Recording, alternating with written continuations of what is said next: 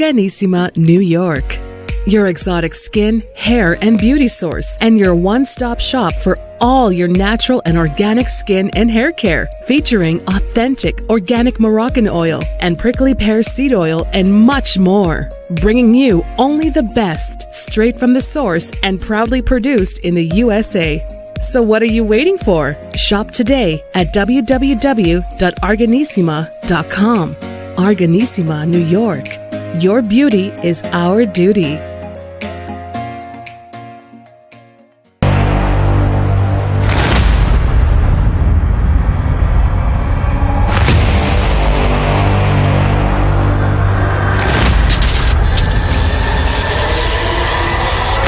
Hello, everyone, and welcome to the Frank Williams Show. I'm your host, Frank Williams, and I have to say it is a pleasure to be here with you today. Thank you so much for stopping by and watching. I have to say it's kind of a special moment for me, this being my first talk show. I can only imagine what Ellen DeGeneres and Jimmy Fallon and all the other talk show hosts felt like when they did their first show. Obviously, that's in a different league than I am, but it was a goal that I had, and I achieved it, and that's what makes it so special.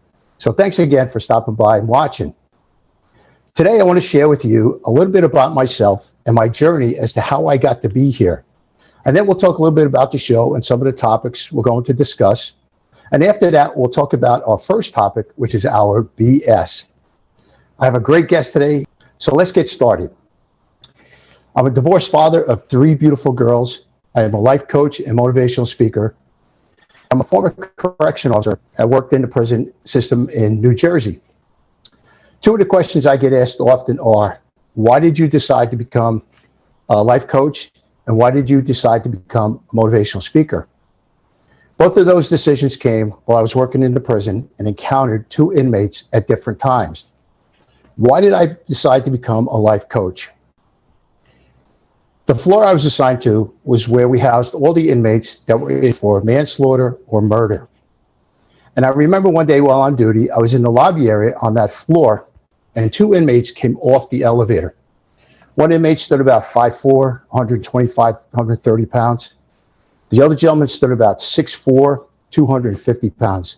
This man was massive, but he was very angry. He was cursing up a storm, and I looked at his hands, and his fists were clenched. And I knew right away that I had to get this man back into his cell. So I went over to the control room, and I knocked on the window, and I motioned to the officer inside to open up the Sally Port gate. Now, the Sally Port is a small area that you step into, and the Sally Port gate has to close behind you before the gate to the inmate housing area opens up. So all 3 of us step inside. Sally Port gate closes behind me, but the gate to the inmate housing area doesn't open up. And I'm watching this big guy, and he is ready to explode. He looks at the other inmate, and he says, I don't give a damn what they do. They can't do anything else to me. He says, I'm going to kill somebody else. This big man had just come back from court and was sentenced to 3 consecutive life sentences for murdering 3 people. He says to the other inmate, I don't give a damn. I'm going to kill somebody else. And I knew it was coming. The big guy had his head down. He looked at me. He pointed at me. He says, I'm going to kill you. The next thing I knew, we were face to face. Physically, this man was there. Psychologically, mentally, he was gone. I'd never seen rage in anyone like this before. Behind me were steel bars. To the right of me was a concrete wall. To the left of me were steel bars. And behind the inmates were steel bars. This wasn't going to end good. So I knew I had to control the situation. I had to stay calm. And having studied the martial arts for many years, I saw an opening which I knew I had to take. So I said to myself, at the count of 3, you have to act. So I started my count. 1, 2. I don't get to 3. The other inmate squeezes in between us, pushes the big guy back, and says, what the hell do you think you're doing? Threatening to kill Officer Williams. He's the only officer that's ever respected us. Now, you apologize to Officer Williams before I kill you. The big guy comes over with his head down. He puts his hand out. He shakes my hand. He says, Officer Williams, I'm sorry.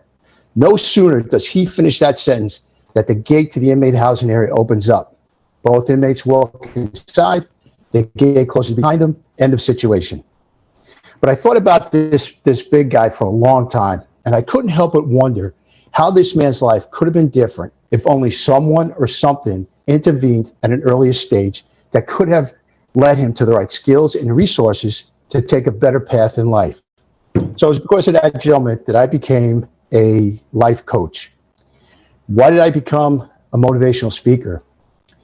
One of my responsibilities was to oversee the breakfast and lunch times of the inmates. And I had inmates that worked for me who actually served the meals. One day during lunch, one of the inmates that worked for me had gotten into an argument with one of the inmates on the lunch line. So I went over and I broke it up. And after lunch was over and all the inmates went back to their housing units, I said to this young man that worked for me, one of the things I said was, if this happens again, I have to fire you. He looked me right in the eyes and said, Officer Williams, I don't give a damn. I have 60 years to go. I was stunned. This young man was 21 years old at the time and isn't going to see the outside of a prison wall till he's 81. It was because of that young man I made another promise to myself, that when I was finished with law enforcement, I was going to try and talk to as many high school, college kids, or any kids that would listen to me, to let them know that yes, life is tough, but it can also be incredible if you have the right skills, the right resources, and the right mindset. So that's why I became a motivational speaker.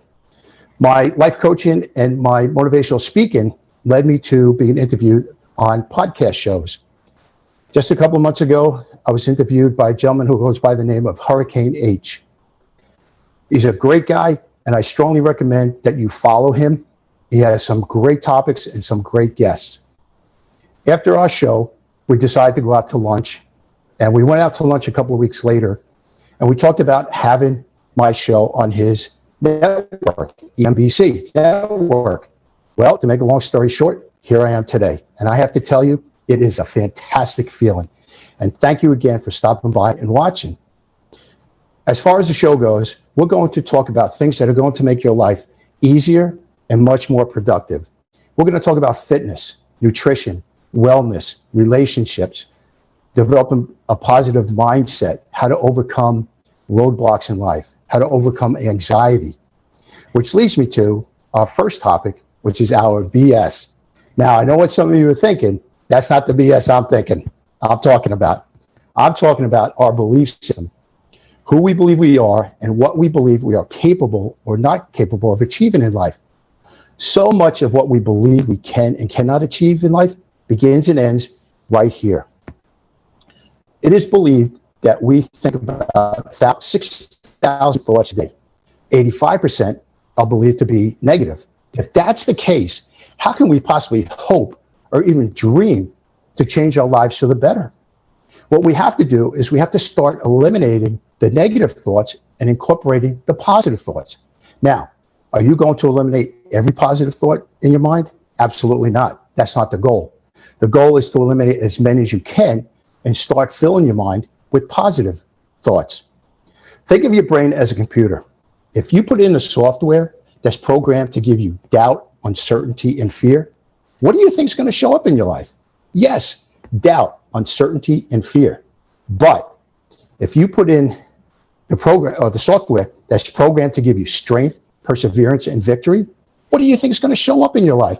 Yes, strength, perseverance, and victory. Always be positive, always do the best you can.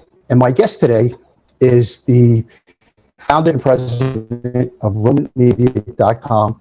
And he and I have done some motivational engagements in the past, and we've had such a great time. And let me introduce Tom Roman. Tom, thank you so much for stopping by. Tom, let me ask you, let me tell the audience a little bit about who you are and what you do. Thank you for having me here, Frank, and I feel the same exact way about you. It's a pleasure knowing you, and we always have fun with everything we do. My name is Tom Roman. I am the president of Roman Media Group in New Jersey, and we have offices in Pennsylvania now.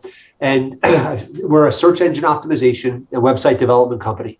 So have a blast doing it, been doing it for 21 years, and just really am big on this exact topic, belief system. So yeah, I'll let you pick it up from here.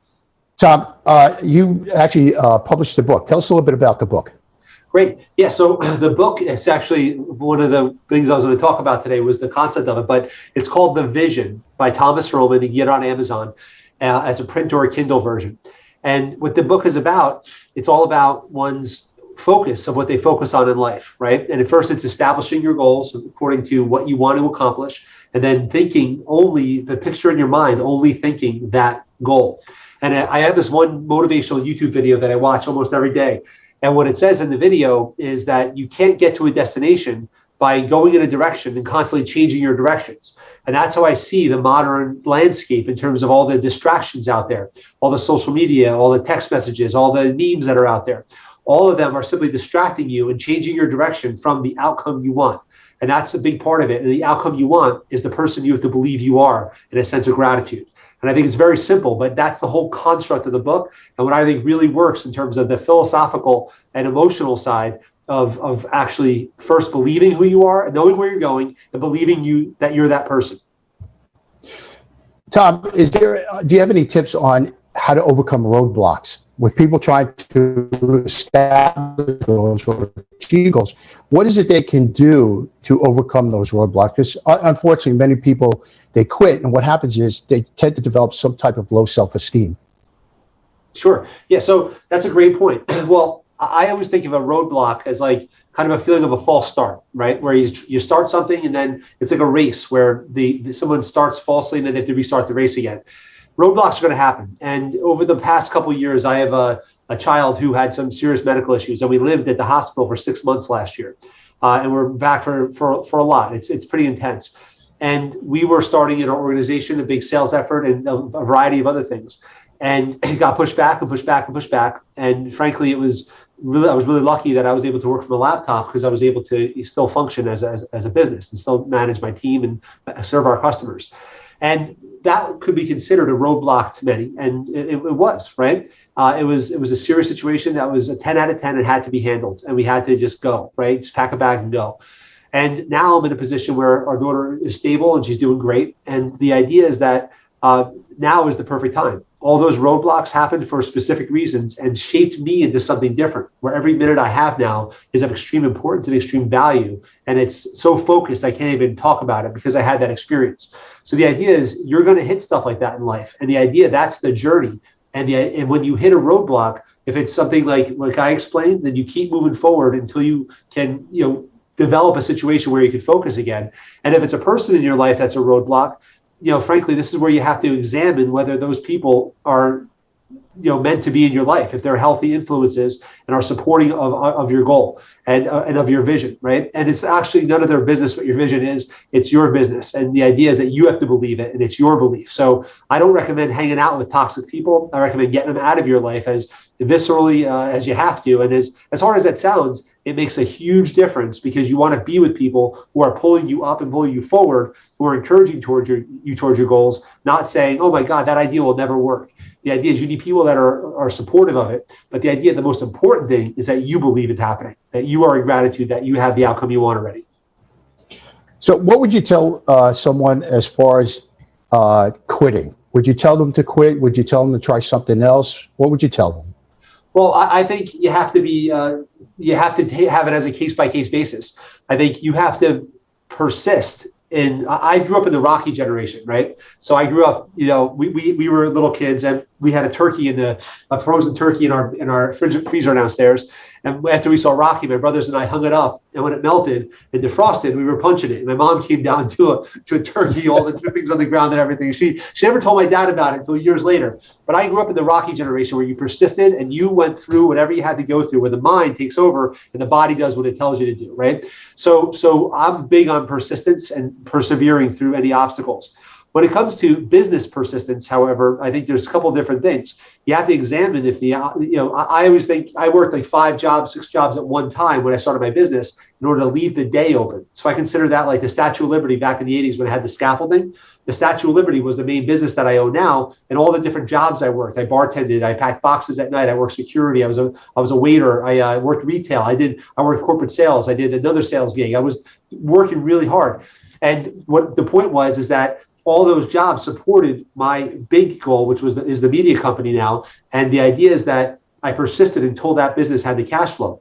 But I went through several iterations of my business. I started with an athletic award company that had inspirational collages, actually one on the wall when I did crew in college. It's a team picture in the middle with the background of the university. Really cool concept, but it was just a yearly cash flow. I didn't have the money. The next thing I did was consulting business. And then eventually it evolved into the media company I own today. And we have a lot of customers and a great team, a very talented, professional, skilled team. And it took me years to even figure out where the money was, where the demand was, and then to position myself in a way that people really saw value with our services, and our services produced revenue for them.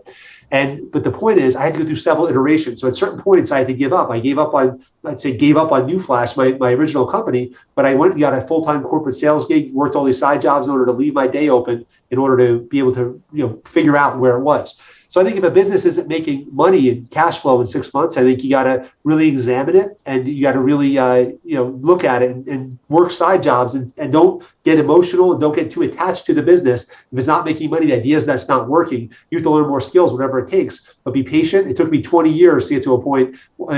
Probably 5 or 6 years to figure it out where I was making a living. Another 5 or 6 years to really get our position in the market. Another 4 or 5 years to get really stable cash flow. And then the last several years have been more of whatever you want to call it, growth, whatever. But we're just getting new clients and really succeeding.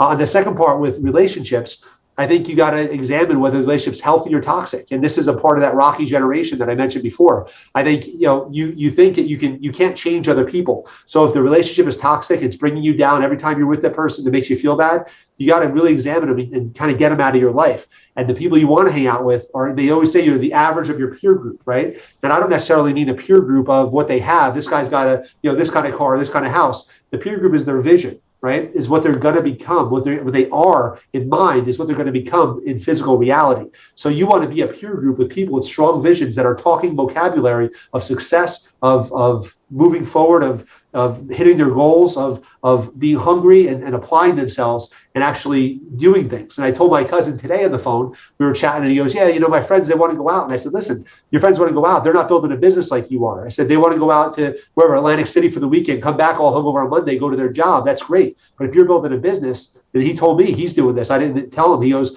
I'm staying home. I'm going to focus on my goals. I was like, that's how you have to do it. I said, you can't be influenced by those other people because they don't have the same vision that you do. You want to hang with a guy that's on Friday night. It's like, hey, listen, I'm going, it's 10 o'clock. I'm going to bed. I'm getting up for a 5 o'clock CrossFit class in the morning, and I'm going to crush it. I'm going to hit a new personal record tomorrow, not wake up and, drag myself to breakfast. And I remember one instance when this was clearly evident to me. We were doing a Murph for the CrossFit class I was a part of down the shore at the Jersey Shore in Manasquan. Wonderful people. And it was pouring rain, right? And everyone, the people in CrossFit, it was like a 7 o'clock Murph. It's basically a mile run, 100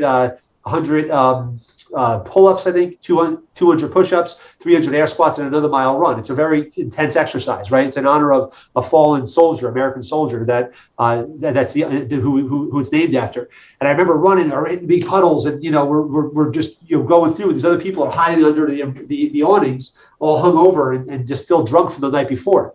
It was two totally different paradigms. Not saying anything about that's wrong with that, because there's a time and a place for that too. When you celebrate and you do stuff like that. But for me personally, I was down the shore. I was getting some sun. I was enjoying myself, having a little really quality R&R. But I was cranking. I was up early, and I wasn't a part of that peer group going out and getting blown out. Right. So that's the thing you got to say is, you persist, but you don't stay in relationships that are toxic. So you have to know when to hit eject on those. Great, Tom. Thank you, Tom. With today's society, with inflation and COVID, how would you, or what would you tell somebody who's really down and out and pretty much has almost given up? What would you tell them, or how would you tell them to move forward? First thing I would do, I'd sit down and I'd write down your goals. I'd write down your personal goals. I'd write down your relationship goals. I'd write down your society goals. I'd write down your finance, your thing goals, what you want to do thing wise, and I'd write down your business goals of how you're going to accomplish them. I'd write them down, and I would take that and I would create a vision out of it. And I would make a vision board. I would take all those goals, put them on paper, create a vision board out of it, right? And look at it and step into that vision board and then say that this is my life. And what you do then is you listen to the universe, God, whatever you call it, for the inspiration that comes through, and you constantly believe that.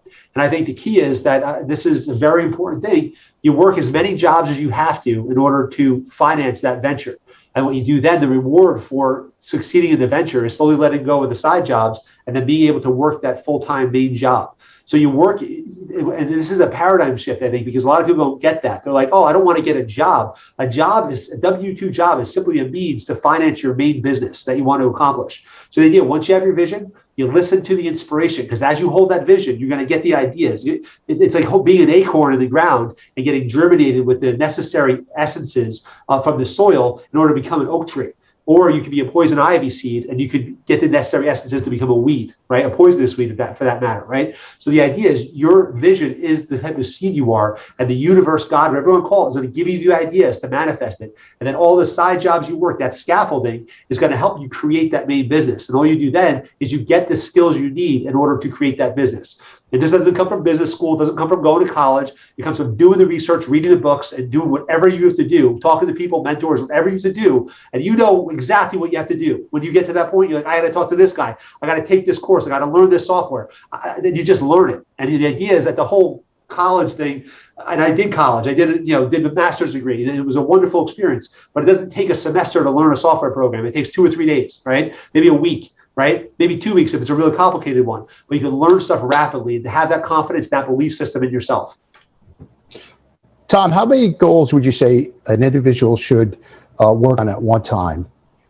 Well, I think there's different facets of goal setting. There's ongoing goals, like every day you work out no matter what, right? You train at least 5 days a week, and then the weekends do something outside, lawn work, whatever, or go for a run, jog, go boating, swimming, kayaking.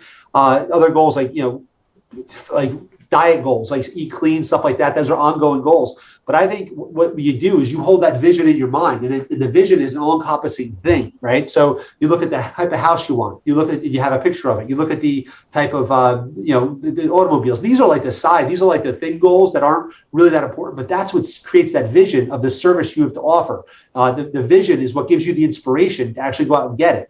And regardless of the politics of what you think, there's one thing that Donald Trump said once. He goes, someone said, how did you become wealthy? And he goes, I bought things I couldn't afford. And then he had to figure out how to pay for them, right? It's a very powerful thing, right? When you have a vision that you can't afford and you get into a situation that you got to afford it. Tony Robbins did the same thing. He bought a castle, couldn't afford it. And then from there, what happens? He goes out and becomes the number one motivational speaker of all time, right? Why? Because he put himself in a situation that he couldn't afford, and he went out and he did it, right? And he created it, and he had to, because he had his back was against the wall with a financial commitment. And that's what you got to do yourself. Get yourself in commitments where you got to perform. You cannot go out and get drunk, because you got to wake up in the morning and you got to crank on your goals. And the idea is that you do everything possible to get there. Tom, I read a quote one time that said, champions don't wait for things to happen. They make things happen. So pretty much everyone watching the show is a champion. It's just a matter of bringing that champion out from within and just moving forward with passion. Yeah. I agree. And I always think that too. I think we all have a potential champion in us. It's funny, my nephew, 12 years old, he won his championship in the baseball last night in his little league, right? So proud of him. He hit a home run 2 weeks ago, and he hit 2 doubles yesterday to win, right? And he's a champion. And many people aren't champions in sport teams their whole life, right? Maybe once if they're lucky, right? I never was. My team's never won the championship, right? But the point I'm getting at, exactly what you said, we have a potential champion inside of us. And the idea, you have to just get out of your own way. And what I mean by that, you gotta just bypass all the nonsense. Warren Buffett said it once. He says you gotta bypass the popular opinion because it doesn't matter. Your universe is your universe. And I say this humbly, and I say it with empathy towards those in need. But you got to worry about your universe. The best you could do is to make the most of yourself. And the universe you have is what's around you, okay? So the idea is that if you have a beautiful universe, you wake up in a home, you have a cup of coffee in the morning, if that's what you drink, and then you have you have food on your table, you're living in a beautiful universe. So don't put all the other crap that's fabricated into your mind to take your vision away and change directions. So you're not looking here, you're looking here. Because if you're going that way, you're never going to get here. You understand? So the idea is that you have to keep your mind, your universe to exactly what you want it to be, and let no one else ever in the world take that from you. And that's the key, is that I believe, and it's funny, my next goal is buying a big piece of property and putting on a school, because I want to build a school. It's like a really cool idea, because I just don't see eye to eye with a lot of what's going on in the current educational systems. So the idea is that that's my next goal. And what I'm doing, my business is manifesting the income now to pay for it. right? And that's all I think about is that goal. I have a picture in the background of the land I'm going to buy. That's a farm. It's a Van Gogh painting that symbolizes that. I look at it every day and I say, that is what I'm working for right now. And all I do is think about it. Everything else doesn't matter. I don't care about gas prices. I don't care about inflation. I don't care about COVID. I take my vitamins and I move forward and I crush my business day. I get to my desk early and I do everything on my list with integrity in the best possible way I can. And as I'm going, I constantly writing business systems, delegating effectively, collecting from customers, serving them properly, and making my life happen. And that's the key. You got to have the same intensity in your life. You got to go out there. You got to be clear in your vision and get to whatever you have to do. If it's a library to start, if it's a Starbucks to start, I started there too. Then my parents' dining room eventually did bartering for an office space. Got my own office space. Now I'm in a suite in a huge castle building, and it's gorgeous, right? And I love every second of my day. But you have to have that same exact tenacity and that same vision and that same focus in order to get there. And don't let anyone take it from you. And the people that do try to take it from you, boot them out of your life, because they're going to keep pulling you down like crabs in the bucket. That's absolutely right, Tom. You know, no one was born to be average. Everybody was born for tremendous success, to create a life that they could never imagine. But that's up to them, and they have to bring that champion out from within. But Tom, we're going to wrap it up. If people want to reach out to you, how would they be able to contact you? Yeah, my website is romanmedia.com, ROMAN media, MEDIA.com. And you just email me from the website. So my email is Thomas, THOMAS, @romanmedia.com. And I'd be happy to correspond. So I'm just really grateful to you, Frank. Thank you for your time today. And I'm really psyched, and you're meant to do this. I'm really grateful to you for having me here today. Tom, it was a pleasure having you. And I just want to thank our audience for being here. Thank you so much for stopping by and watching. And I'll leave you with this. But more importantly, believe in yourself, because that's where dreams begin. I'll see you next time.